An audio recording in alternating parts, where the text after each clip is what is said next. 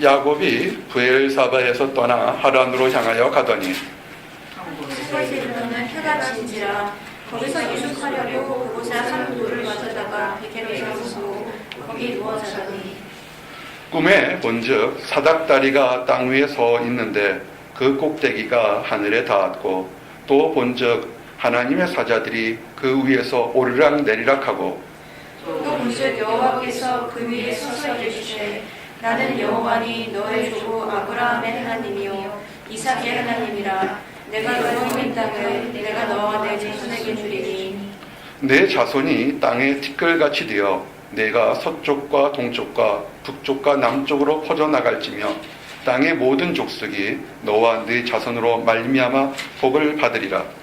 내가 너와 함께 있어 내가 어디로 가든지 너를 지키며 너를 이끌어 이 땅으로 돌아오게 할지라 내가 내게 허락한 것을 다 이루기까지 너를 떠나지 아니하리라 하신지라. 야곱이 잠이 깨어 이르되 여호와께서 과연 여기 계시거늘 내가 알지 못하였도다.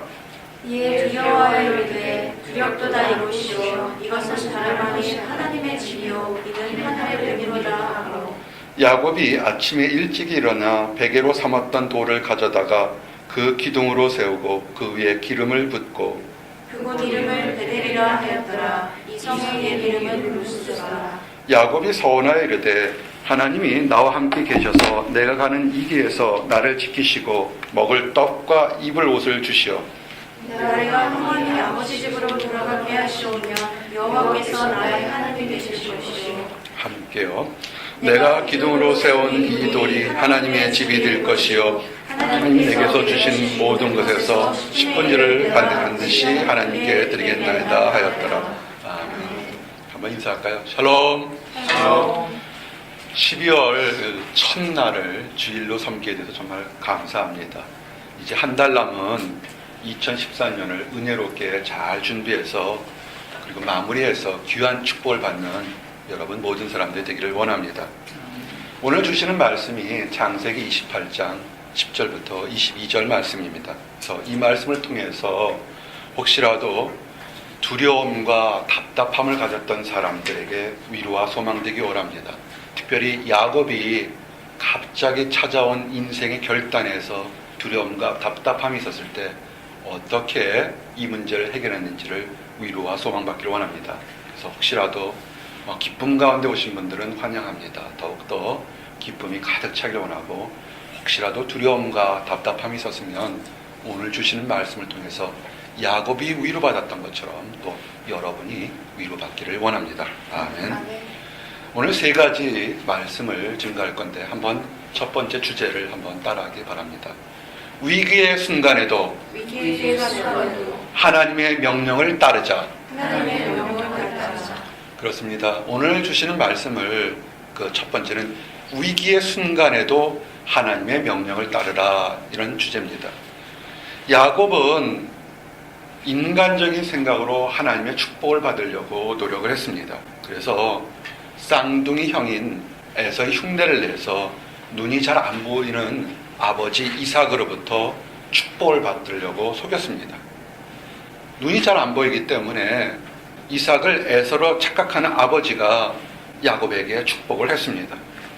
이삭은 하나님의 힘을 빌어 야곱에게 장자가 가질 수 있는 모든 축복을 다 빌어준 것입니다. 이래서 야곱은 하나님으로부터 받을 수 있는 영적인 축복을 받게 되었습니다. 나중에 이것을 안 형 에서는 야곱이 장자가 받아야 될 축복을 거짓말로 속여서 빼앗은 것 때문에 엄청나게 분노했습니다. 쌍둥이 형제지간이었지만 그 분노가 얼마만큼 심했는지 자기 쌍둥이 동생 야곱을 죽이려고 했습니다.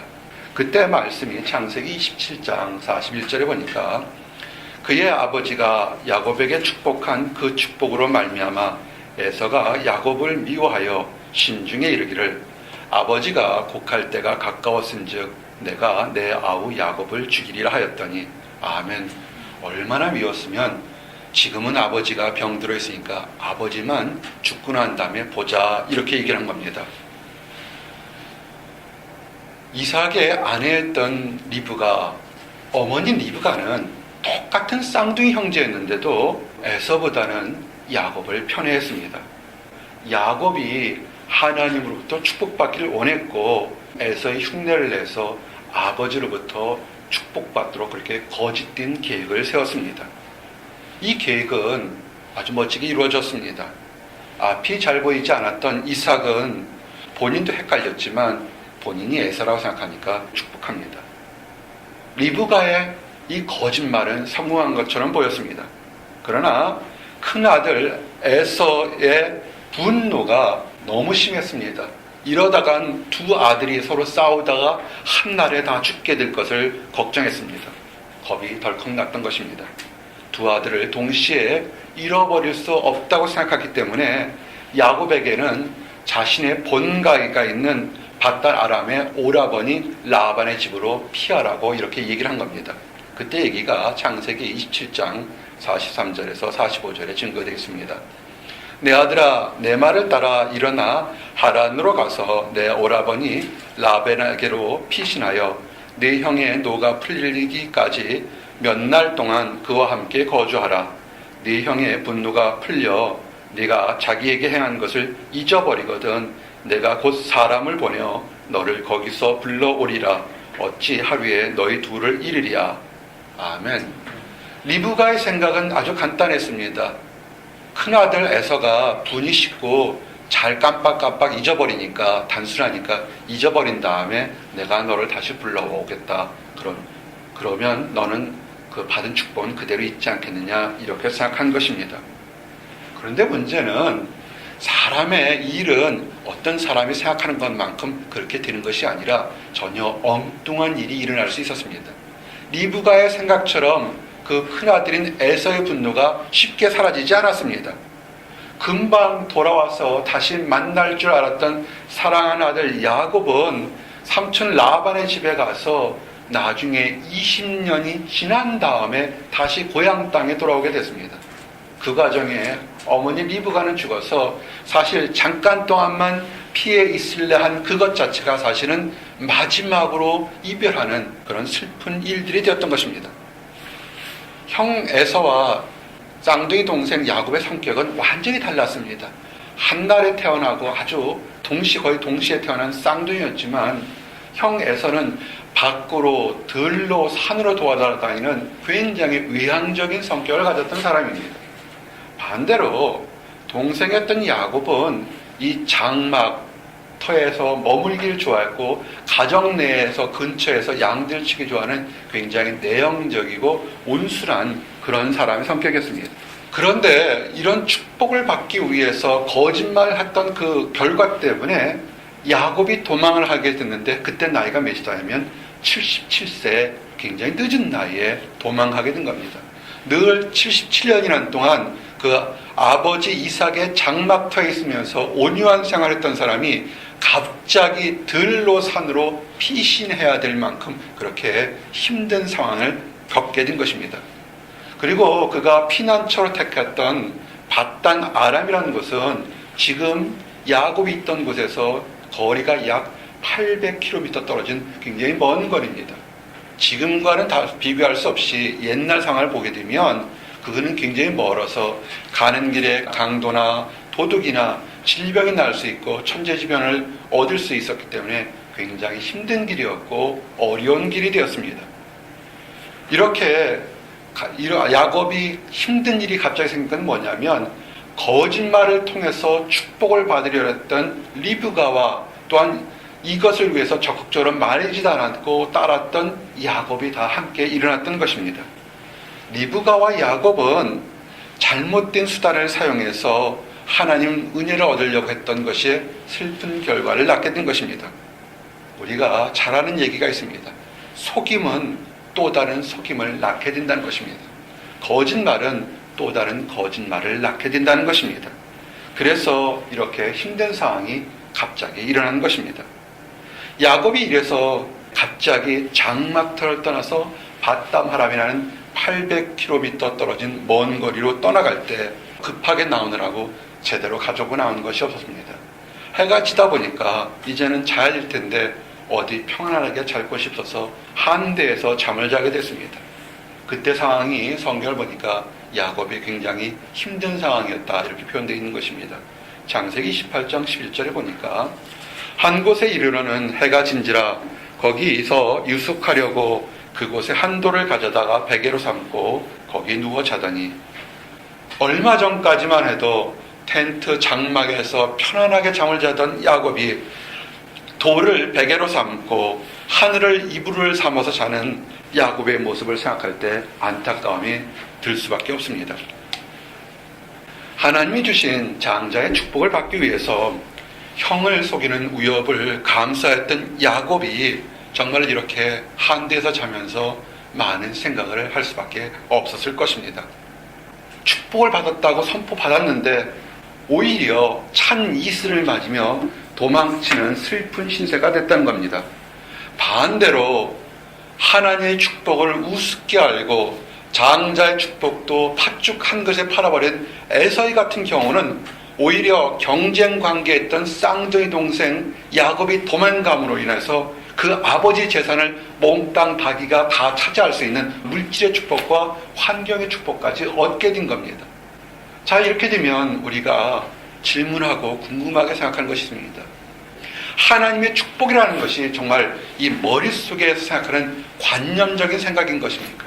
그냥 하나님의 축복을 받았습니까? 그러면 우리가 아멘 할 때 내가 마음이 평안하고다 생각하는 감정적인 그런 것인 것입니까? 라는 질문이 드는 것입니다. 야곱이 아버지 이삭으로부터 정말 하나님의 이름을 빌어 많은 축복을 받았는데 그 받은 축복이 지금 이 이삭에게 어떤 영향을 주고 있는지 궁금한 것입니다. 우리가 교회에서 선하게 성도들에게, 목회자가 성도들에게, 성도가 성도들에게 하나님의 축복을 빌어줬는데 그 빌어준 축복을 받았을 때 그것이 어떤 영향을 미쳤는가 하는 것입니다. 눈에 보이는 것은 아무것도 없었고 되려 힘들고 어려운 일만 찾아왔다는 것입니다. 이렇게 답답함과 위기의 순간에 야곱은 하나님의 뜻을 따랐다는 것입니다. 오늘 읽었던 본문을 통해서 야곱이 위기의 순간에 축복을 받았다고 하지만 아무것도 보이지 않는 순간에 하나님의 뜻을 따랐다는 것은 무엇을 보면 아냐면 야곱이 목적지로 찾았던 것이 밧담 아람이라는 곳을 찾았다는 것입니다. 이것은 좀 설명이 필요할 것 같습니다. 이삭과 리브가가 쌍둥이 형이었던 에서에 대해서 몹시 실망한 이유가 있습니다. 그것은 뭐냐면 하나님의 명령대로 축복의 자손인 하나님을 믿는 사람과 결혼해야 되는데 에서는 그렇게 하지 않았습니다. 에서는 자기가 보기 좋은 대로, 눈에 보기 좋은 대로, 감정이 끌리는 대로 이방 여인과 결혼했습니다. 창세기 27장 46절에 보니까 큰아들 에서가 잘못된 결혼을 위해서 어머니와 아버지가 상처받은 모습을 보게 됩니다. 리브가가 이삭에게 이르되 내가 햇사람의 딸들로 말미암아 내 삶이 싫어졌거늘 야곱이 만일 이 땅의 딸들 곧 그들과 같은 햇사람의 딸들 중에서 아내를 맞으면 내 삶이 내게 무슨 재미가 있으리까? 아멘. 에서는 벌써 2번씩이나 결혼을 했는데 이방 여인들의 그 풍습이나 생각으로 인해서 리브가가 전혀 맞지가 않았기 때문에 고부간의 갈등이 굉장히 심했던 겁니다. 후에 에서가 왜 어머니가 아버지가 자기를 축복하지 않았을까 생각해 보니까 자기가 이방 여인과 결혼해서 그런 것이라는 것을 알게 됐습니다. 그런데 그 문제를 해결하는데 또 에서는 또 경솔함을 보인 것입니다. 이방 여인과 결혼해서 내가 아버지로부터 축복을 받지 못했다고 생각해서 그는 누구와 결혼했냐면 아브라함의 후손이라 생각하는 이스마엘의 자손에 가고 결혼을 했습니다. 에서가 또 본즉 가나안 사람의 딸들이 그의 아버지 이삭을 기쁘게 하지 못하는지라 이에 에서가 이스마엘에게 가서 그 본처들 위에 아브라함의 아들 이스마엘의 딸이요 느바뇽의 누이인 마알렛을 아내로 맞이하였더라. 아멘. 창세기 28장 8절 9절 말씀입니다. 우리가 오늘 줬던 말씀 바로 그 전에 일어났던 얘기입니다. 이스마엘이 아브라함의 후손은 맞지만 하나 알아야 될 것은 하나님이 허락하시는 신적 언약의 계승자가 되기에는 부족함이 있었던 겁니다. 하나님은 이삭의 가문을 신적 언약의 후손자로 받지 이스마엘을 보지 않았습니다. 에서는 그때 부모에게 물어봤거나 하나님에게 물어봐야 되는데 에서는 그 결혼 자체도 자신의 판단대로 했습니다. 또한 에서가 잘못한 것은 뭐냐면 결혼을 새롭게 한다 할 때는 아내가 죽거나 현재 결혼했던 아내와 이혼한 다음에 새롭게 결혼을 해야 되는 것이 그 당시의 풍습이고 하나님의 주신 명령인데 그렇게 하지 않고 단지 하나님의 축복을 받기 위해서 세 번째 결혼을 한 것입니다. 결혼의 중요함과 축복을 알지 못하고 단지 내 필요에 의해서 그가 결혼한 것입니다. 이런 모습들에서 하나님이 만든 결혼의 중요성과 일부 일처제라는 의미를 너무나 가볍게 여겼던 에서의 모습을 보게 됩니다. 리버가는 그래서 그런 에서에게 실망했기 때문에 야곱만이라도 가나안 여인, 이방 여인, 다른 신을 섬기는 여인, 음란한 여인들을 섬기지 않고 하나님이 기뻐하시는 결혼을 할 수 있도록 믿음의 여인을 취하기를 원했던 것입니다. 그것이 6절, 7절에 마치 유언처럼 야곱에게 얘기했던 것입니다. 에서가 본즉 이삭이 야곱에게 축복하고 그를 밧단 아람으로 보내어 거기서 아내를 맞이하게 하였고 또 그에게 축복하고 명하기를 너는 가나안 사람의 딸들 중에서 아내를 맞이하지 말라 하였고 또 야곱이 부모의 명을 따라 밧단 아람으로 갔으며 아멘. 그래서 지금 야곱이 위기의 순간에도 에서의 낯을 피해서 도망할 때 그 먼 밧단 아람으로 가지 않아도 되는데 그는 마지막 순간에도 아버지의 명령에 순종하고 하나님의 명령을 따르기 위해서 밧담 아람으로 가는 그런 길을 떠나게 된 것입니다. 이때까지만 해도 하나님의 축복을 선포받은 것이 야곱의 인생에 눈에 달라지도록 변화가 일어나지는 않았습니다. 야곱은 하나님의 축복을 받은 듯지만 아무런 변화가 없었지만 순종했던 것입니다. 그리고 그대로 그 고단한 길을 떠났던 것입니다. 사랑하는 성도 여러분, 비록 장자의 축복을 받기 위해서 아버지와 형을 속인 야곱이었지만 심각한 위기와 두려움 속에서는 오히려 하나님 명령에 철저하게 순종하는 또는 참된 모습을 보인 것입니다. 대부분의 사람들이 늘 완전할 수는 없습니다. 때로는 잘하지만 때로는 넘어지고 실수하고 또는 범죄까지도 할 수 있습니다. 그런데 우리가 넘어지고 실수한다 해서 답답한 환경이 찾아왔을 때 어떻게 해야 되냐면 비록 넘어지고 실수했다 할지라도 마지막 위기의 순간엔 오히려 하나님이 원하시는 곳으로 순종하는 것이 그것이 문제를 해결하는 길이라는 것입니다. 이럴 때 우리가 위기의 순간에 넘어졌던 과거를 가졌다 할지라도 하나님만을 바라봤을 때 예상하지 않았던 놀라운 축복을 맞이하고 경험할 수 있는 것입니다. 그래서 첫 번째 오늘 말씀의 증거가 뭐였습니까? 위기의 순간에 하나님께 순종하자가 첫 번째였습니다. 이제 두 번째 함께 따라합니다. 천국의 사닥다리. 야곱이 얼마나 피곤했겠습니까? 77, 77세란 나이에 큰형 에서를 통해서 급하게 도망가느라고 뭘 제대로 들고 나왔겠습니까? 늘 집에 장막터에서 늘 편안하게 머물던 사람이 광야 생활에서 갑자기 광야길을 가니까 육신도 피곤했고 마음도 피곤했습니다.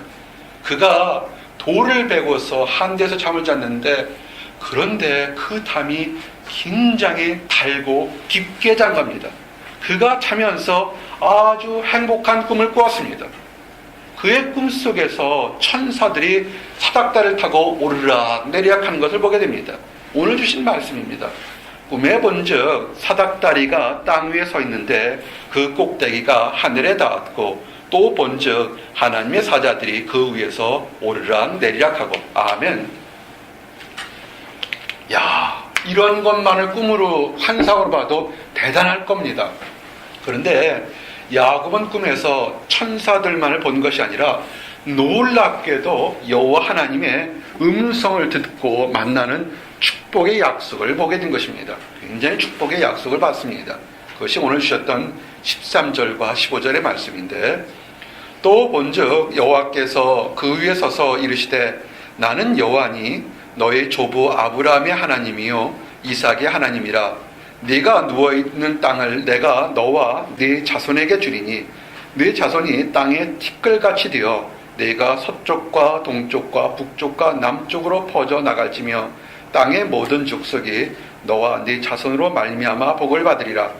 내가 너와 함께 있어 네가 어디로 가든지 너를 지키며 너를 이끌어 이 땅으로 돌아오게 할지라. 내가 네게 허락한 것을 다 이루기까지 너를 떠나지 아니하리라 하신지라. 아멘. 천사가 오르내리는 그런 환상 본 것뿐만 아니라 하나님의 음성을 들은데 정말로 놀라운 축복과 약속과 확신을 준 겁니다. 하나님이 직접 야곱에게 나타나서 자신의 조상인 아브라함과 이삭에게 주었던 동일한 축복을 주겠다는 겁니다. 야곱이 왜 아버지 이삭을 속였습니까? 이삭이 하나님으로부터 축복받은 것을 야곱이 알았기 때문에 내가 아버지처럼 축복받기 위해서 거짓을 통해서 이삭을 속였는데, 이제는 하나님이 직접 나타나서 너의 할아버지였던 아브라함처럼 너의 아버지였던 이삭처럼 내가 너를 축복하겠다고 약속한 겁니다. 그러면서 그 약속이 뭡니까? 내가 너와 함께 있겠다는 것입니다. 한번 따라하세요. 내가 너와 함께 있겠다. 너와 함께 있겠다. 힘들고 어려운 우리들의 생활 속에서 하나님이, 우리를 아는 하나님이 내가 너와 함께 있겠다는 이 약속처럼 우리에게 강한 축복은 없을 것입니다. 야곱에게 줬던 이 말씀은 지금 그의 두려움을 해결하는 놀라운 축복으로 변할 수밖에 없습니다. 생각해 보세요. 늘 장막터에서 편하게 있던 야곱이 바담 아람이라는 그 먼 길을 어떻게, 어디로, 무슨 방법으로 가야 할지 알지 못하는 상황이었는데 하나님이 내가 너와 함께 있겠다는 겁니다. 큰 쌍둥이 형 에서를 피해서 급하게 도망가서 지금 에서가 말을 타고 쫓아올지 칼을 차고 쫓아올지 알지 못하는 상황에서 지금 하나님이 내가 너와 함께 있겠다고 보호함의 약속을 주신 겁니다. 그러면서도 큰형 에서는 자기가 좋아하는 대로 3번씩이나 결혼하고 자기 하고 싶은 마음대로 생활했는데, 이 야곱은 77일 때까지 결혼까지 못하고 혼자 있었는 미혼이었는데 뭐라고 축복하냐면, 미혼이었던 이런 야곱에게 내 자손이 이 땅에 가득 차며 그 자손들로 인하여 오히려 다른 사람들이 축복까지 받겠다고 축복에 큰 축복을 더해준 겁니다. 이런 놀라운 축복이 어떻겠습니까? 야곱이 놀래서 잠에서 와다닥 하고 깨었습니다. 그러면서 야곱은 이 자리가 하나님의 천사들이 오르락내리락하는 경건한 자리, 거룩한 자리라는 것을 봤습니다.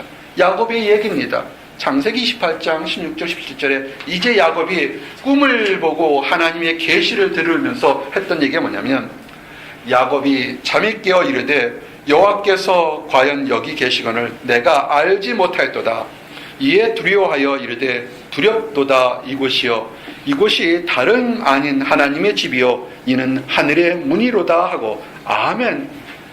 야곱이 봤던 그 사닥다리는 하늘과 땅을 잇는 통로의 역할을 하는 것이 사닥다리였습니다. 하나 우리가 알아야 될 것이 있습니다. 성령 한 번 받았다고, 불같은 능력을 체험했다고 갑자기 하나님께 많이 올라가는 것은 아닙니다. 신앙이라는 것은, 하나님께 나가는 것은 마치 사닥다리처럼 어제보다 오늘이 좀 나아고 오늘보다 내일이 나아고 이렇게 점진적으로 올라가는 것이 그런 믿음의 상징인 것입니다. 단 한 번에 올라갈 수 있는 그런 믿음을 가진 사람은 그렇게 많지 않습니다. 믿음이 성숙해질수록, 순종이 깊어질수록 하나님께 올라가는 사닥다리를 한 단계 한 단계 올라가는 것입니다. 그런데 또 하나 알아야 될 것은, 사람이 하나님께 올라갈 수 있는 그 사닥다리는 오직 하나님이 만든 길만이 가능하다는 것입니다. 사람들은 하늘에 오르기 위해서, 하나님을 만나기 위해서 자기 뜻대로 많은 것을 했습니다. 우리가 잘 아는 것이 바벨탑을 쌓는 것입니다. 사람들의 생각이 큰 탑을 쌓아서 높게 올라가면 우리가 하늘에 오르지 않겠냐 하는 것입니다. 이와 같은 생각은 현대를 사는 사람들도, 현대의 일부의 그릇된 종교들도 똑같이 생각합니다. 돈이 많으면, 명예가 많으면, 권력이 많으면, 지식이 많으면, 또는 건강이 많으면 내가 하나님 곁에 빨리 가지 않을까? 내가 이런 걸 해서 크게 많이 무언가를 했으면 하나님께 높게 가지 않을까? 이렇게 자신의 생각으로 판단합니다. 그런데 오늘 말씀을 통해서도 성경은 뭐냐면 하나님께 오르는 것은 하나님이 만들어 놓은 길밖에는 없다는 것입니다. 야곱의 때는 하나님이 사닥다리를 보여줘서 그리로 천사들이 오르락 내리락 한 것을 보게 되었습니다. 그러면 현대를 사는 우리들이 꿈을 꿔서 야곱이 봤던 사닥다리를 보여달라고 기도를 해야 되겠습니까? 그렇게 할 필요는 없습니다. 하나님께 나아가는 사닥다리는 현대 성도에게는 예수님을 믿는 것입니다. 하늘과 땅에 있는 역할하는 것이 예수 그리스도의 역할입니다. 요한복음 1장 51절에 내가 하늘과 땅을 이어주는 역할은 사닥다리다 라고 이렇게 증거되어 있습니다. 요한복음 1장 51절에 보니 또 이르시되 진실로 너에게 이르노니 하늘이 열리고 하나님의 사자들이 인자 위에 오르락 내리락 하는 것을 보리라 하시니라. 아멘. 사랑하는 성도 여러분, 예수님은 사람과 하나님 사이를 연결하는 통로가 되는 유일한 사닥다리가 되신 것입니다. 야곱은 놀라운 꿈을 통해서 하나님께 나갈 수 있는 사닥다리를 보았습니다. 현대를 사는 우리의 성도들은 예수님을 믿음으로 예수님께 기도함으로 하나님께 나갈 수 있다는 것입니다. 여기서 천사가 오르락거렸다는 표현이 나옵니다. 이것은 뭐냐면 성도의 기도가 천사들에게 이끌려서 하나님께 올라간다는 것을 얘기하는 겁니다. 또 천사가 내리락 했다는 것은 뭐냐면 그 성도가 드렸던 기도를 통해서 하나님께 듣고 그 기도 응답으로 하나님의 응답이 이 땅에 내려온다는 것을 얘기하는 것입니다. 성도가 했던 기도 간구는 지금도 올라가고 하나님의 뜻에 따라서 이 땅에 내려오는 것입니다. 이 기도와 응답은 야곱의 시대에 있었던 수천 년 전에만 있었던 것이 아니라 지금 이 순간에도 축복으로 이어지는 것입니다. 이런 축복을 받기 위해서는 해야 될 것이 하나 있습니다. 내가 아무리 마음속에 많은 생각과 간구가 있을지라도 하나님께 올려드리지 못한다면 우리는 응답받을 수가 없는 것입니다. 단 한 가지, 우리는 그 모든 길을 예수님께 아림으로써 예수님이 그 기도를 하나님 앞에 올리도록 그렇게 예수님을 믿으면 되는 것입니다. 그래서 여러분 안에 소망이 있거나 답답함이나 간구할 것이 있으면 예수님께 선한 것을 아리고 기도하면 되는 것입니다. 그래서 예수님께 아려서 모든 것이 응답받는 성도들이 되기를 소원합니다. 아멘. 이제 세 번째, 오늘 주신 말씀에서 야곱의 헌신에 대해서 우리가 한번 생각해 봐야 됩니다. 얼마나 기뻤겠습니까? 마음속에서 가장 지금 답답했던 문제를 하나님이 나타나셔서 천사들을 보여주면서 내가 평생 너와 함께 있겠다. 그리고 미혼인 77년간을 미혼해지겠던 야곱에게 너에게 수많은 자손을 주겠다고 축복했을 때 야곱이 얼마나 기뻤겠습니까? 근데 여기서 야곱의 왜 축복받는지 알 수 있는 것이 뭐냐면 그가 좋은 소식, 기쁜 소식, 마음을 기쁘게 하는 행복한 순간에 놀라운 결단과 헌신하는 것이 그것이 달라는 것입니다. 하나님의 말씀을 듣고 난 후에 성숙한 성도는 결단과 헌신을 해야 됩니다. 마치 야곱이 했던 것처럼 그렇게 하기를 원합니다. 야곱이 어떤 결단을 했고 어떻게 헌신했는지 그 세 가지를 오늘 마지막으로 증거하기 원합니다. 첫째로 야곱은 하나님을 만났던 그 지역을 새 이름을 불렀습니다. 야곱이 머물렀던 곳은 루스라는 지역입니다. 자기 아버지가 다스렸던 그런 장막터의 땅이 아니라 이방인의 지역 루스라는 곳입니다. 루스는 아몬드 나무라는 뜻입니다. 아마 그곳이 아몬드 나무가 듬성듬성 있었던 그런 광야였던 것 같습니다. 야곱은 그 아몬드 나무에라는 이름을 뭐라고 하냐면 믿음이 열리니까 베델, 하나님의 집, 이렇게 불렀던 것입니다. 이런 모습이, 이런 야곱의 모습이 현대를 사는 성도들에게 도전이 되는 것입니다. 여러분, 거룩한 장소, 하나님의 은혜를 받는 장소는 특별하게 따로 정해져 있는 것이 아닙니다. 거룩한 장소라는 것은 그것이 어느 곳이든지, 오늘 보는 것처럼 광야가 되든지 아몬드 숲이 되든지 산이 되든지 심지어 장터가 될지언정 하나님이 그곳에 임재한다면 그곳이 거룩한 곳이 되는 것입니다. 그러나 아무리 화려하고 외형적으로 아무리 멋있다 할지라도 그곳에 하나님이 임재하지 않는다면 그것은 외형적인 건물만 아름다울 것뿐입니다. 여러분, 모세를 아십니까? 모세가 하나님을 어디서 만났습니까? 먼지 바람 부는 광야에서 모세가 하나님의 영광을 만났습니다. 그럴 때 하나님이 그 모세를 만났던 곳을 뭐라냐면 네 발에서 신을 벗어라, 내가 있는 곳이 거룩하다고 그랬습니다. 광야에서 먼지 부는 그런 곳에서 하나님이 함께하니까 그곳이 거룩해졌다는 것입니다. 헤롯 땅의 성전을 아십니까? 지금부터 2000년 전에 예수님 생전에 계셨을 때 헤롯 땅은 이스라엘 사람들의 마음을 얻으려고 엄청나게 화려하고 멋진 성전을 지어줬습니다. 그 성전이 너무나 아름다워서 죽기 전에 반드시 한 번은 봐야 될 것이 헤롯 땅의 성전이라고 그랬고, 제자들도 그 성전이 아름다워서 예수님에게 보시옵소서, 이 성전이 이렇게 아름답습니다 라고 했습니다. 그런데 예수님은 그 성전을 보시고 그곳에 하나님의 임재하심이 없는 것을 보고 안타까워하시고 슬퍼하셨습니다. 오히려 그 성전이 나중에 하나님의 임재하심이 없기 때문에 돌 위에 돌 하나 남지 않고 다 무너질 것을 보시고 우시고 슬퍼하셨던 것을 기억하셔야 됩니다. 거룩한 곳, 축복받는 곳이 어느 곳인 줄 아십니까? 하나님이 함께하는 곳이 거룩한 곳입니다. 거룩한 예배처라는 어느 특별한 것이 아니라 하나님과 함께 있는 것이, 그곳이 거룩한 곳입니다. 야곱의 헌신의 첫 번째는 그가 영안이 열려서 새로운 장소, 있던 장소가 조금 전까지는 힘들고 어렵고 딱딱한 돌덩이의 그런 잠자는 곳이었지만 지금은 하나님의 집이라는 멋진 이름, 소망가는 이름으로 바뀌었다는 것입니다. 두 번째는 뭐냐면 야곱이 헌신은 돌을 가져다가 그곳에 기둥을 세웠습니다. 그냥 지나가는 것이 아니라 야, 멋진 경험을 했구나 이런 것이 아니라 그곳을 기념하기 위해서 그곳에 돌을 쌓아서 탑을 이렇게 만들었습니다. 그리고 자기가 가지고 있던 것 중에 귀한 기름을 그 돌 위에다 그냥 다 부어버렸습니다.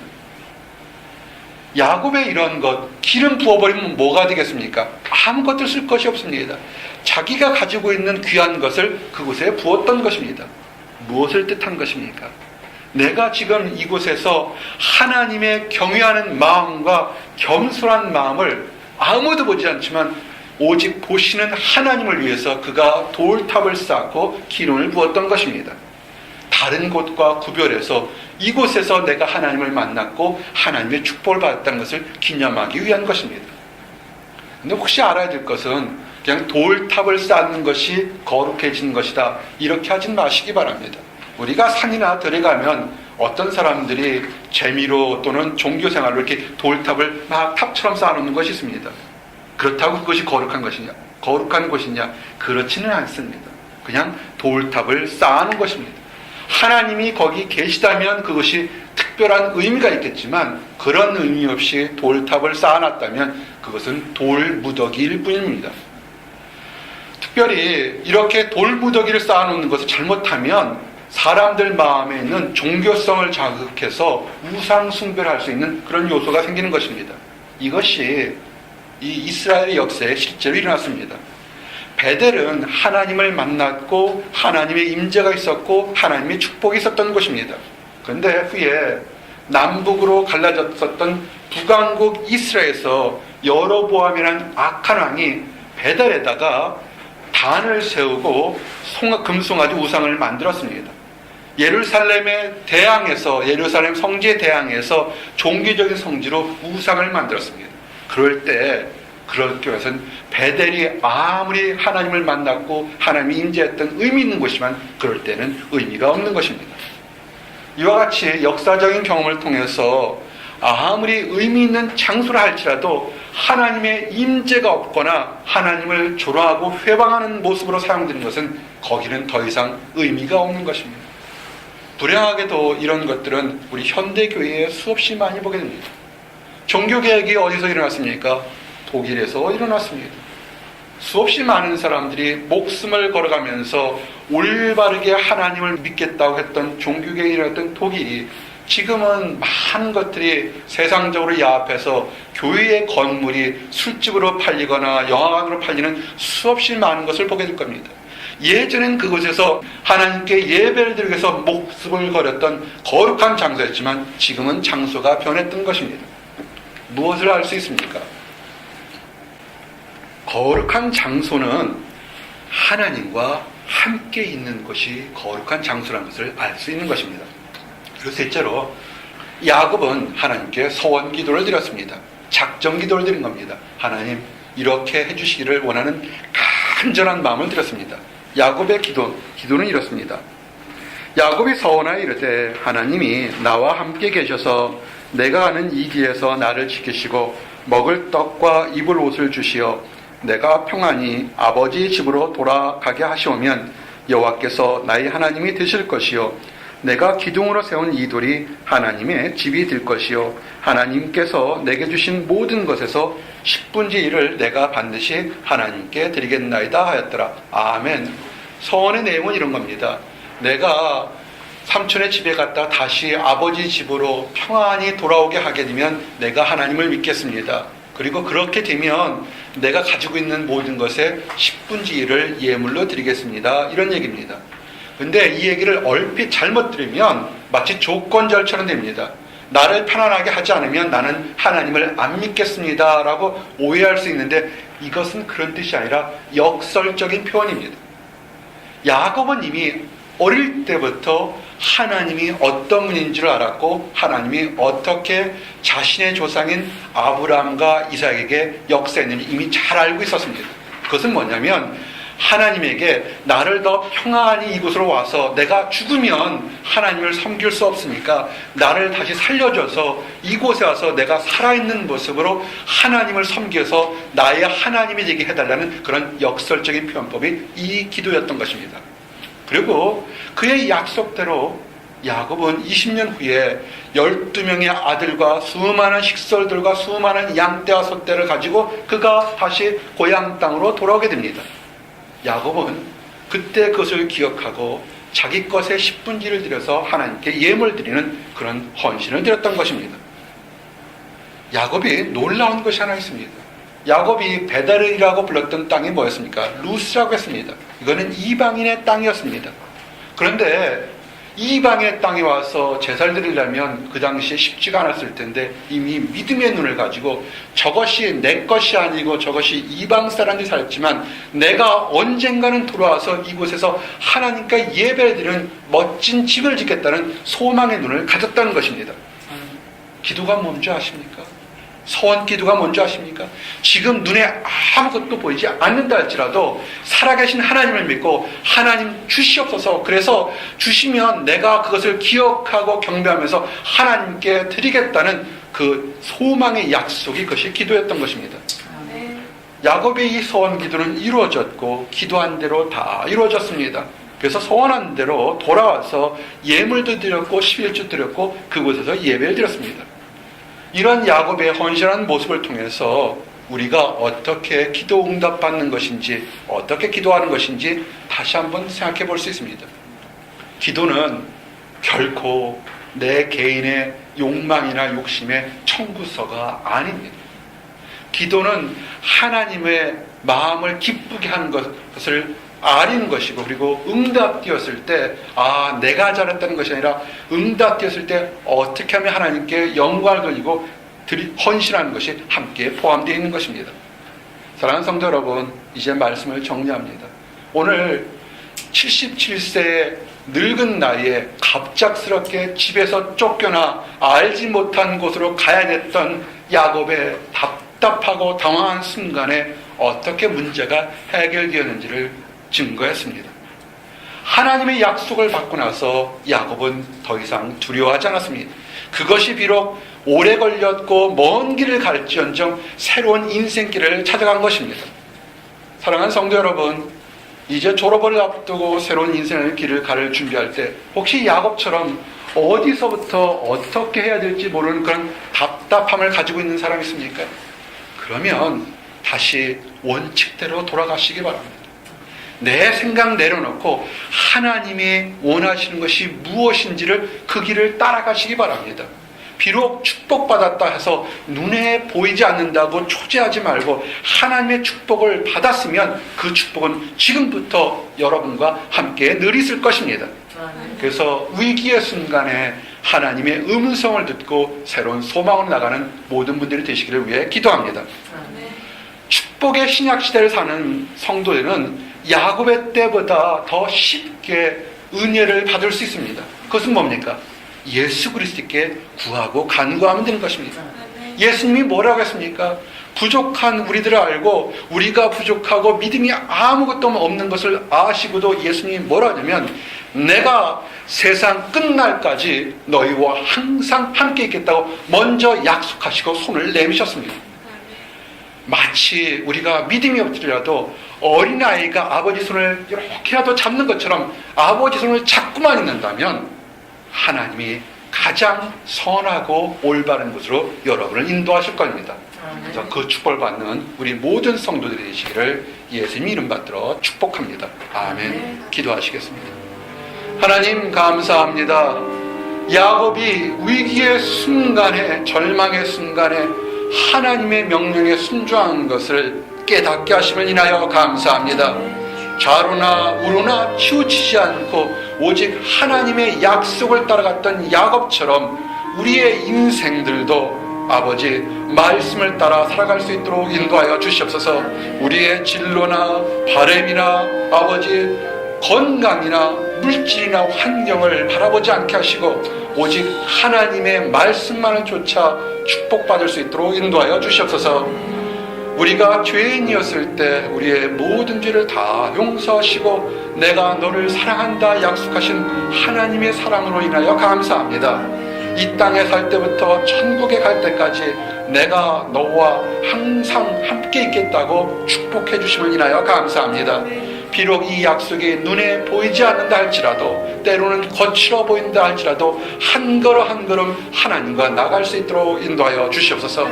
아버지 하나님, 우리가 있는 곳에서 하나님과 함께하기를 원합니다.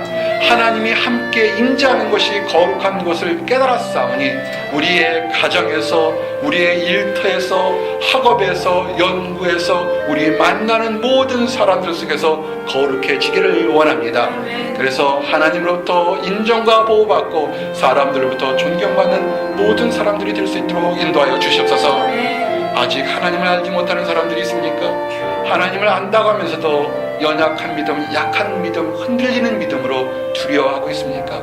아버지, 이 사람들 불쌍히 여겨주시고 그들이 하나님으로부터 사랑받고 보호받는 귀한 존재임을 깨달을 수 있도록 허락하여 주시옵소서. 특별히 먼저 하나님을 발견한 우리들을 사용해서 그들에게 하나님의 사랑을 전할 수 있도록 인도하여 주시옵소서. 감사드립니다. 예수 그리스도 이름 받들어 기도드렸습니다.